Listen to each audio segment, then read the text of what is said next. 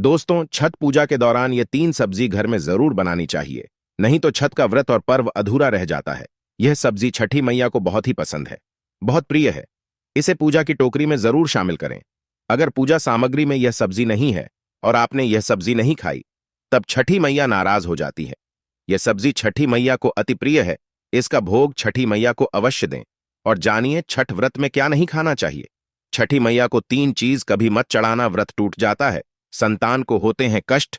छठ में कौन से कपड़े पहनना चाहिए और कौन से नहीं। इस रंग के कपड़े कभी मत पहनना, व्रत टूट जाता है। छठी मैया को किस चीज का भोग नहीं लगाना चाहिए और छठ व्रत में कौन सी गलती नहीं करना चाहिए। और यदि जिनके घर के पास नदी या तालाब या गंगा या समुद्र नहीं है, तब वह क्या करें। और साथ ही जानिए 3 ऐसी महिलाएं हैं जिन्हें छठ का व्रत नहीं रखना चाहिए, छठ पूजा नहीं करना चाहिए। घोर पाप लगता है, व्रत टूट जाता है, उल्टा संतान को जीवन भर मिलते हैं कष्ट।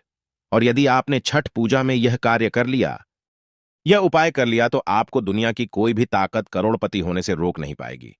स्माइल फैमिली चैनल के घर के सदस्य भी, घर की महिलाएं भी यह कार्य जरूर करती हैं। लेकिन यह 3 सब्जी में से एक सब्जी छठी माता को जरूर भोग में शामिल करें। अपनी पूजा की टोकरी में यह सब्जी जरूर रख लेना, नहीं तो व्रत अधूरा रह जाएगा। पूरे साल का फल आपका विफल हो जाएगा। माता इस एक सब्जी से बहुत खुश होती हैं और आपका व्रत सफल होता है, देती हैं मनोवांछित फल। यदि छठ पर्व पर आपने यह खूबसूरत वीडियो मिस कर दी, समझो अपने छठी मैया का आशीर्वाद ठुकरा दिया।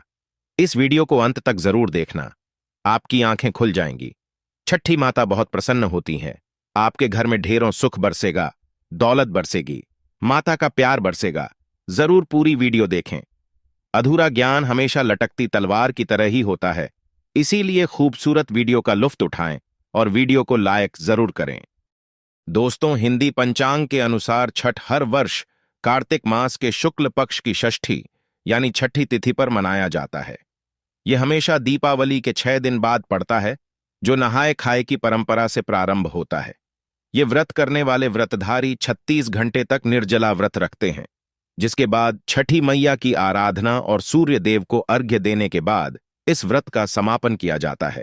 यदि संतान आपकी बार बार बीमार पड़ जाती है, सर्दी खांसी जुकाम, बार बार अस्पताल में बच्चा भर्ती होता है, उसके इंजेक्शन बार बार लगते हैं, बच्चों के शरीर पर सूजन आ जाती है, पैर में तकलीफ, शरीर में तकलीफ, तब ऐसे समय में उस स्त्री को छठ पूजा अवश्य करना चाहिए जिसकी संतान को कष्ट मिलते हैं।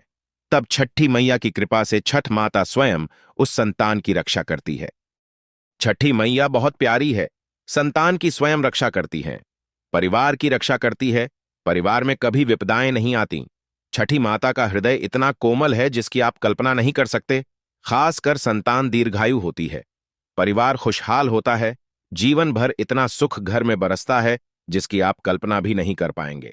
छठी मां ब्रह्मांड की मां है, संसार की मां है, संतान की मां है, जो सच्चे दिल से एक बार छठी मैया को प्रसन्न कर लेता है।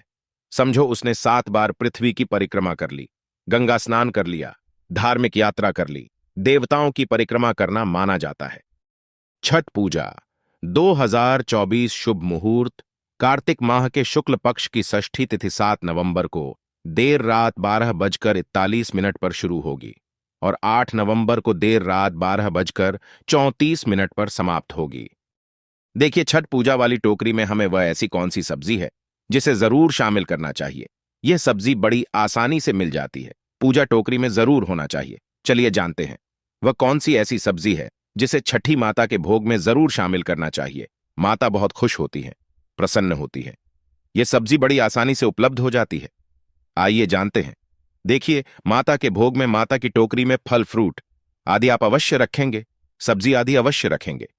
लेकिन क्या आप जानते हैं, इस एक सब्जी के बगैर व्रत अधूरा रह जाता है।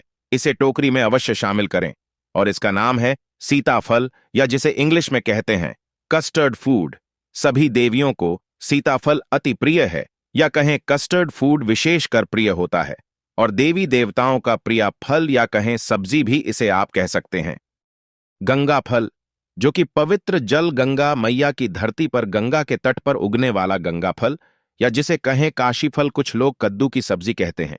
यदि छठी मैया के प्रसाद में टोकरी में इसे शामिल न किया जाए, तब व्रत अधूरा रह जाता है। इसे साक्षात देवी देवता ग्रहण करते हैं।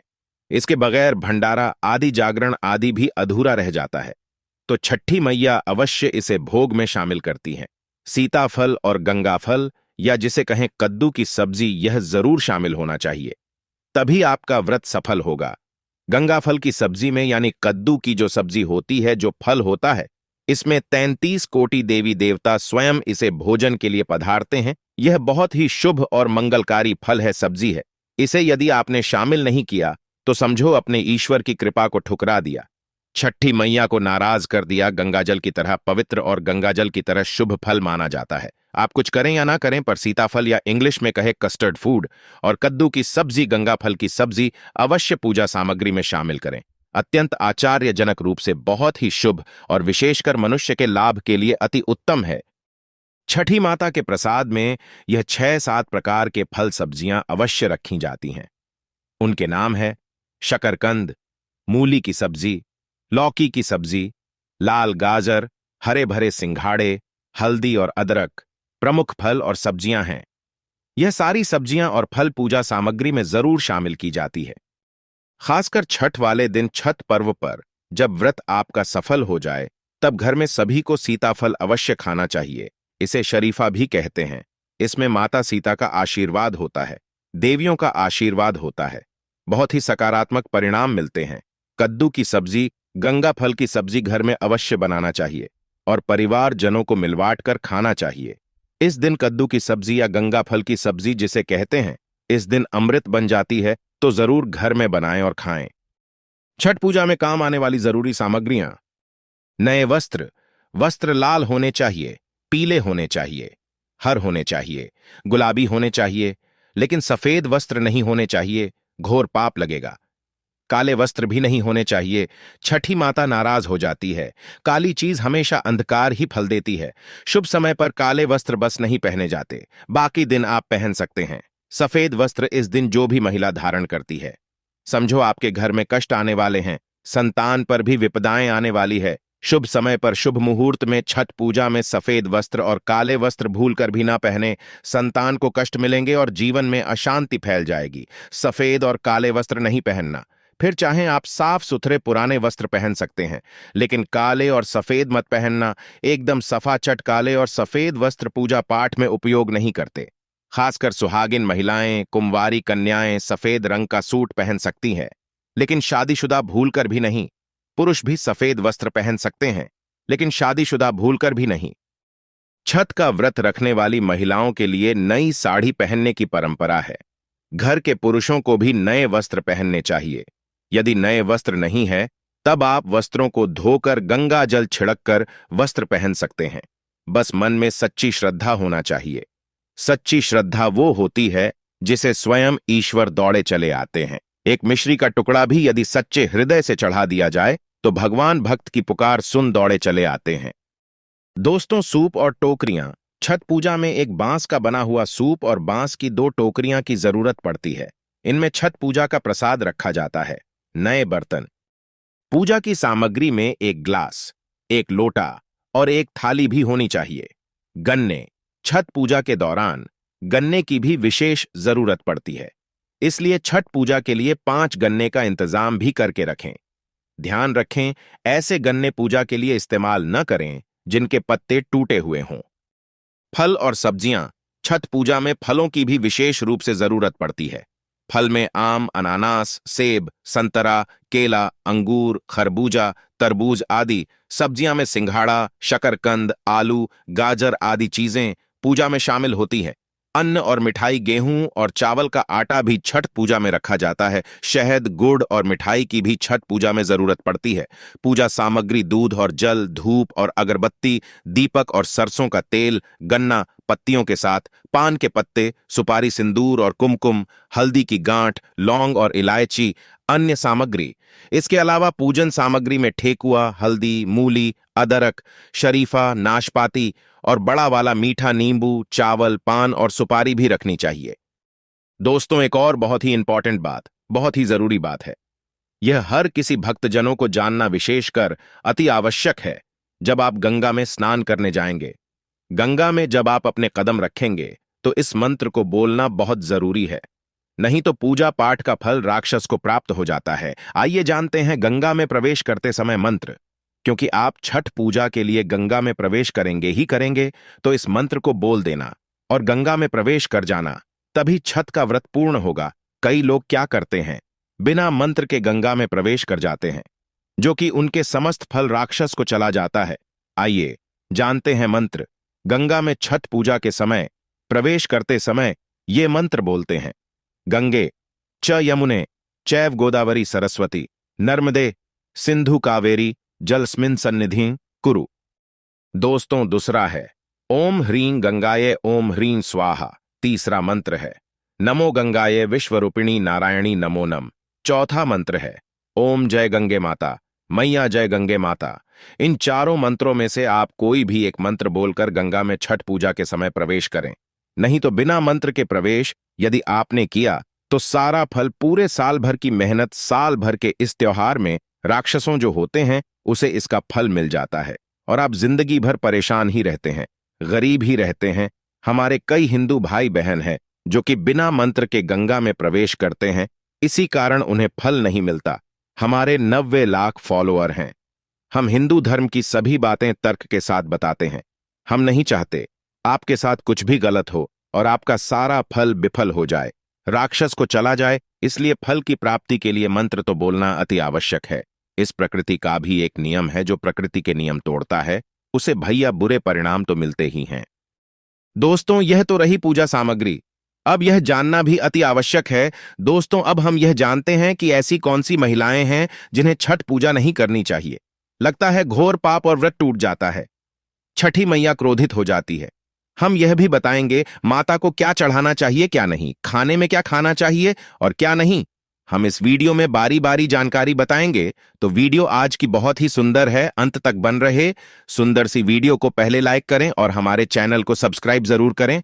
सच्चे दिल से कमेंट में लिखें जय हो छठी मैया की।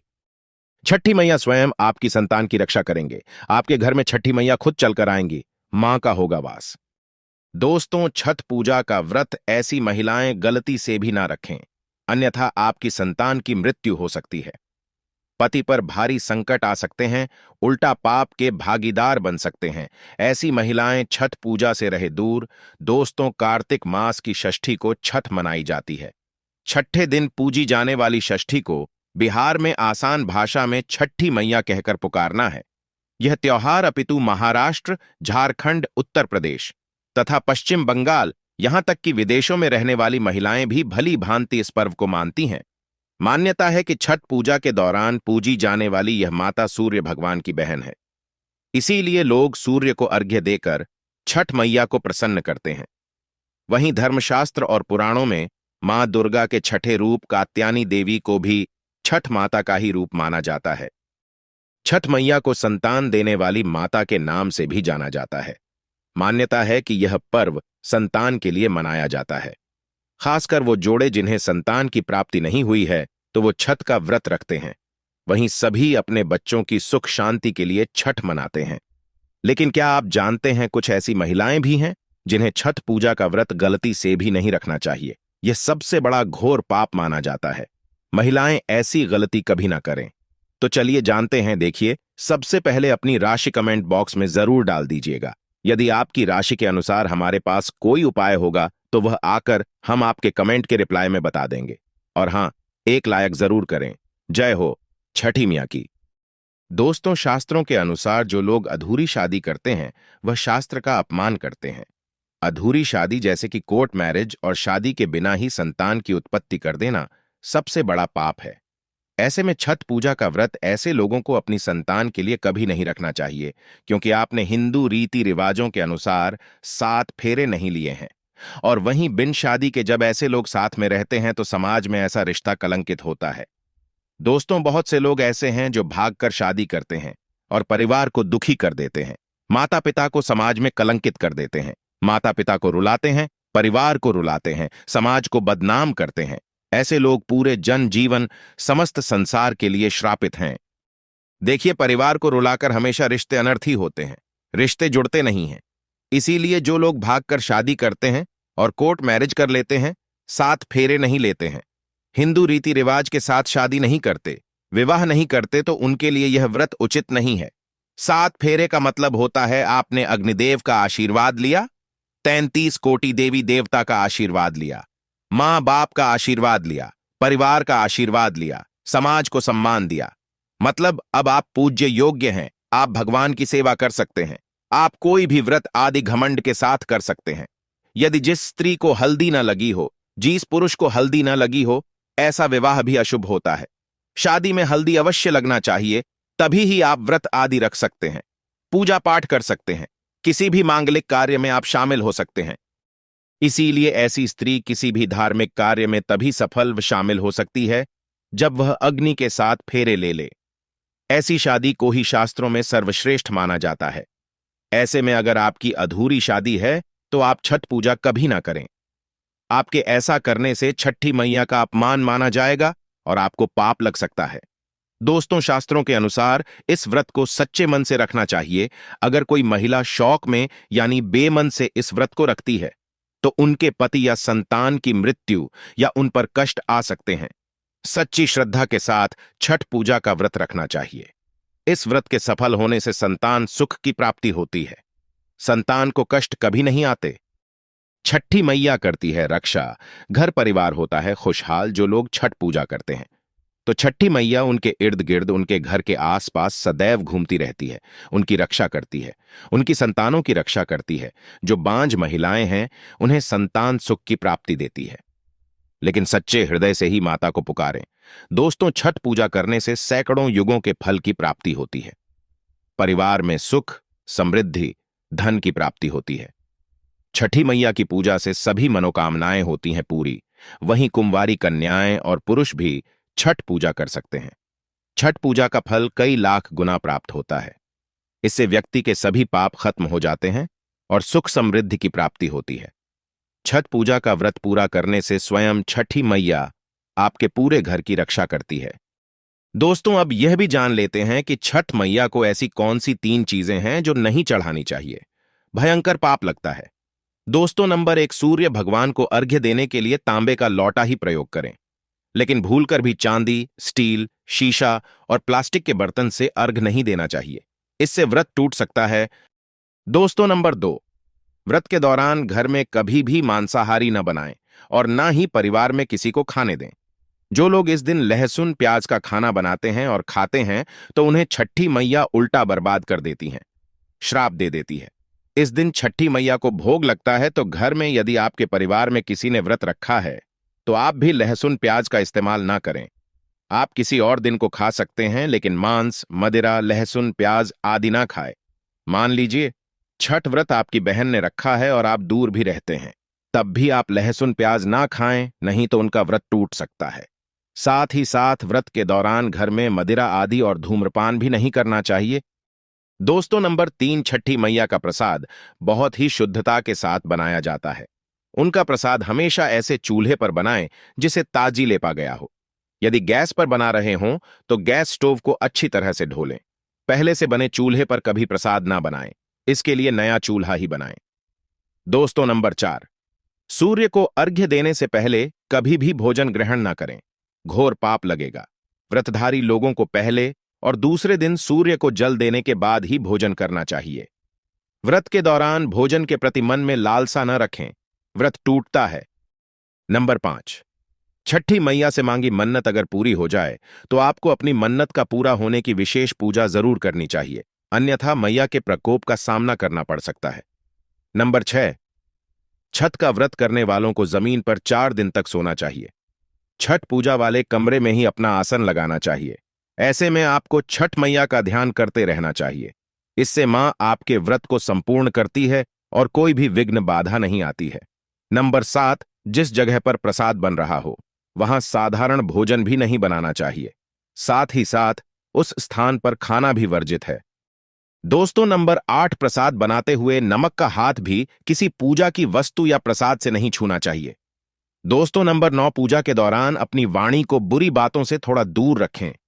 जुबान पर गंदे विचार भी नहीं लाना चाहिए। छठी मैया का आशीर्वाद पाने के लिए मन में गंदे विचार नहीं लाने चाहिए।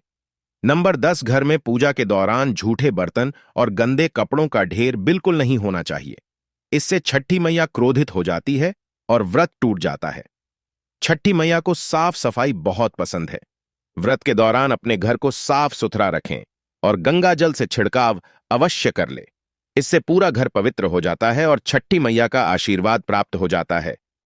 दोस्तों, आज हम आपको छठी मैया की कृपा पाने के लिए एक ऐसा उपाय बताएंगे जिससे आप सबसे जल्दी करोड़पति हो जाएंगे।